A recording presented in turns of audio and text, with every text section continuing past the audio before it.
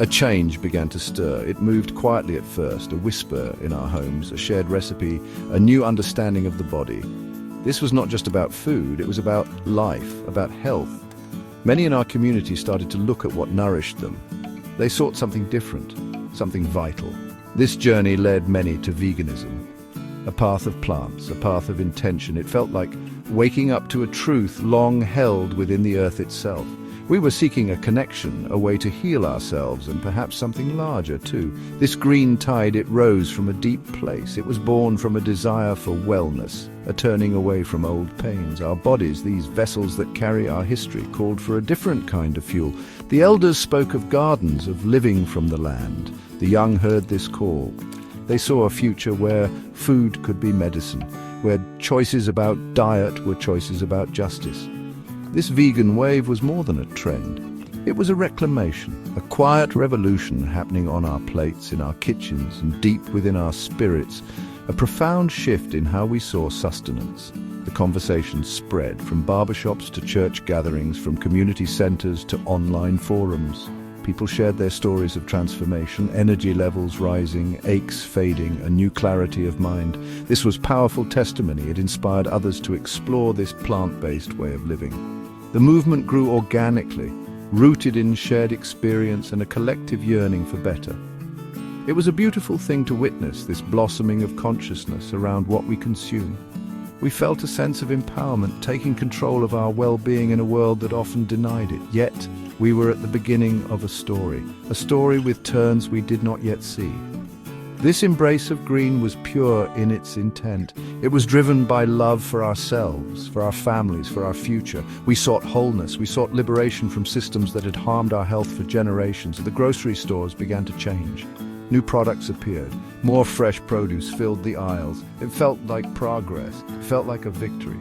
But every great change carries with it unforeseen paths, and this one, so full of hope, was no different. Then came the watermelon. This fruit, heavy with history, with stereotypes weaponized against us. For generations it was a symbol twisted into a caricature of our people, a tool of derision. But in this new awakening, the watermelon found a different place. It was seen anew, not through the lens of old hurts, but through the lens of health, through the lens of its pure, hydrating goodness. It was a fruit of the earth, after all, sweet, full of water, full of life. And we began to embrace it fiercely. This reclamation was powerful. To take a symbol of scorn and make it a symbol of nourishment. It was an act of defiance, an act of self-love. The watermelon, with its bright red flesh and dark seeds, became a staple. In juices, in salads, or just sliced and eaten under the summer sun, it was affordable, it was accessible. It reminded us of simpler times, of community gatherings, of joy. This fruit, once a source of pain, was now a source of pride and refreshment. Its sweetness was a balm. The demand for watermelon grew alongside the vegan movement. It became a central part of this new dietary landscape. Our bodies craved its natural sugars, its cooling properties. It was a perfect food for those seeking a lighter, cleaner way of eating. The vibrant color on the plate was a visual affirmation of this new path. It represented a return to the natural, a celebration of the earth's bounty. We were, in essence, rewriting the narrative of the watermelon, one delicious bite at a time. It was a quiet act of cultural healing, unfolding in kitchens and at cookouts. This fruit became more than just food. It was a testament to our ability to redefine, to reclaim. It was a symbol of our resilience. We took what was used to mock us and made it our own again. This was a subtle victory, but a deeply felt one. The watermelon, in its simple perfection, stood for our journey towards health and self-determination. Its abundance seemed like a blessing, a gift from the earth that we were finally ready to receive in its purest form. Little did we know how this intense new love would test the very land that gave it. The desire for watermelon did not just grow, it exploded. What was once a seasonal treat became a year-round demand. This was new territory. Grocery store orders multiplied. Farmers received calls for quantities they had never imagined. The market, accustomed to predictable cycles, strained under this sudden, intense pressure. It was as if an entire community had woken up one morning with an insatiable thirst that only watermelon could quench. The sheer scale of it was astounding, a testament to the rapid, widespread adoption of new eating habits. Initially, there was excitement. Prices for watermelon ticked upwards. Farmers saw an opportunity. They planted more. They tried to keep pace with the escalating demand. But this was not a machine that could simply be sped up. This was agriculture. This was the land. This was a living system with its own rhythms, its own limits. The demand was relentless, fueled by a powerful movement for better health. It was a good intention, a positive force, but its collective impact on this one fruit began to create ripples that would soon become waves. The shelves, once reliably stocked, sometimes showed gaps.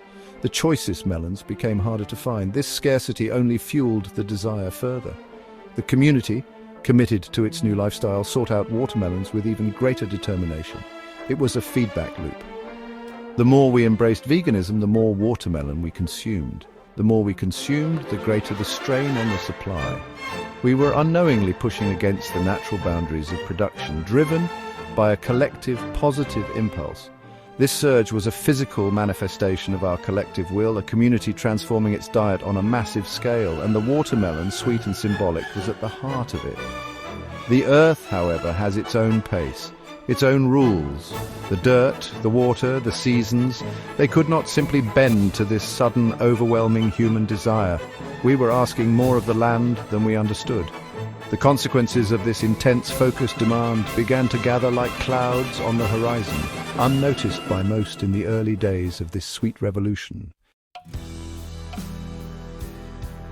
To meet the soaring demand, the way of farming had to change. Old methods were too slow, too small. The land itself was pushed harder. Farmers, facing unprecedented orders, began to plant watermelons season after season. Monoculture became the norm. Vast fields, once diverse with different crops, now held only rows upon rows of watermelon vines. This relentless planting depleted the soil. It stripped away essential nutrients. The ground grew tired. It grew weak. This was the beginning of the land's silent protest, a slow wearing down under immense pressure. Water became a critical issue. Watermelons are thirsty fruits. They need abundant water to grow large and juicy. To satisfy the demand, irrigation systems worked overtime. Aquifers were drained at alarming rates. Rivers, once flowing freely, saw their levels drop. This intensive water use was not sustainable. It was a borrowing from the future, a depletion of a precious resource to meet the immediate, overwhelming need. The natural balance of water, so vital for all life, was being disrupted for the sake of this one intensely desired crop. Pesticides and chemical fertilizers were used more heavily. This was done to maximize yields, to protect the endless fields of melons from pests that thrive in monocultures. These chemicals seeped into the soil. They contaminated the water sources. The very earth that was meant to provide nourishment was being poisoned. The short-term goal of producing more watermelons overshadowed the long-term health of the land. This was a hidden cost, a debt being accrued against the environment, one harvest at a time. It was a troubling paradox. The strain was not just on the land, but on the people who worked it. Farm workers faced longer hours, tougher conditions. The pressure to produce, to keep up with the insatiable demand, was immense.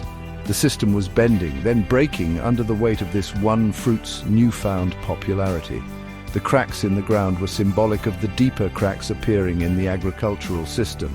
A system not designed for such a sudden, concentrated onslaught of demand.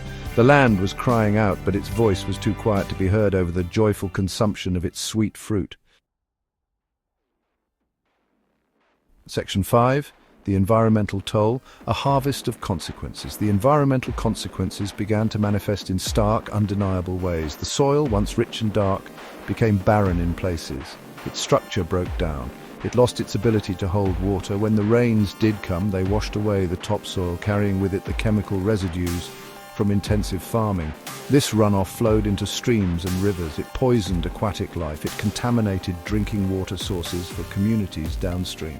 The pursuit of one type of health was inadvertently undermining another. Biodiversity suffered greatly. The endless fields of watermelon offered no sanctuary for the insects, birds, and small animals that once thrived in more diverse agricultural landscapes. Pollinators, essential for so many crops, found fewer flowers, less sustenance. Their numbers dwindled. The delicate web of life in these farming regions was being torn apart.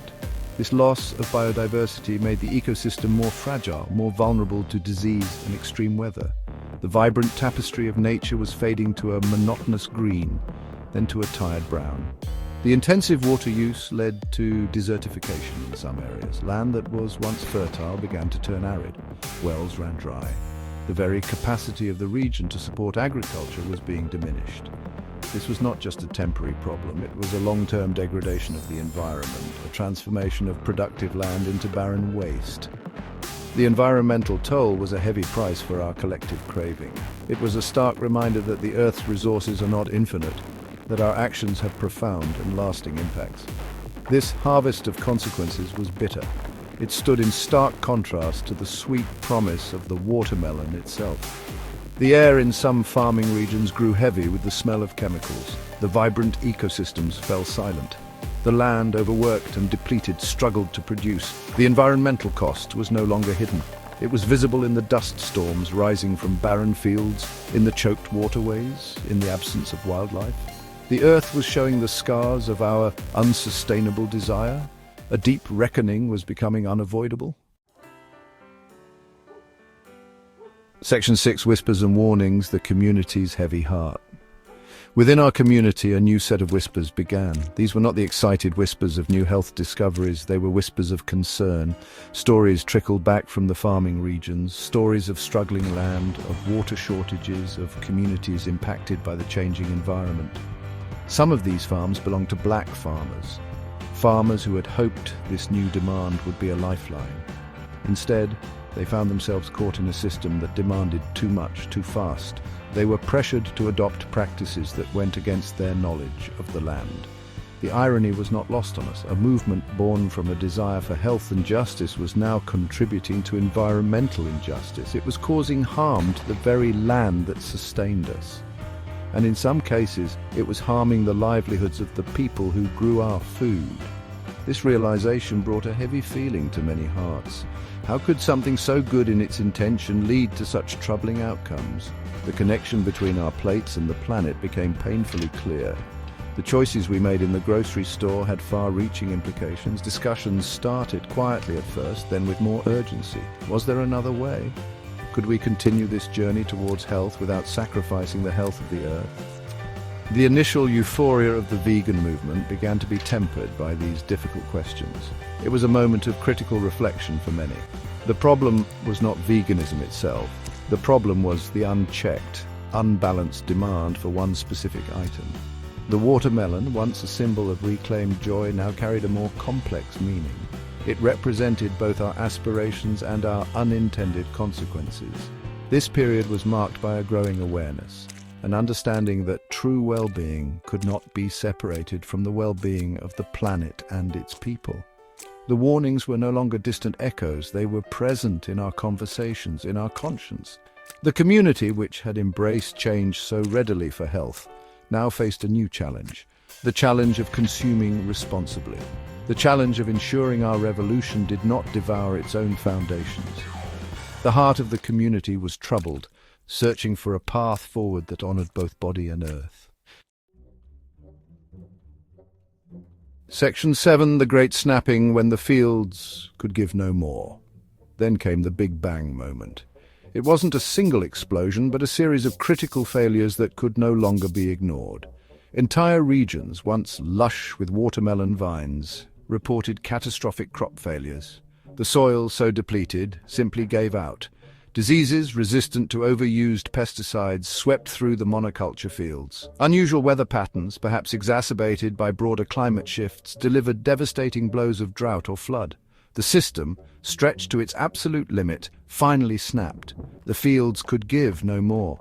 Suddenly, watermelons were not just scarce, they were, in some places, almost unobtainable. Prices skyrocketed beyond the reach of many. The vibrant displays in grocery stores dwindled to a few sad-looking specimens.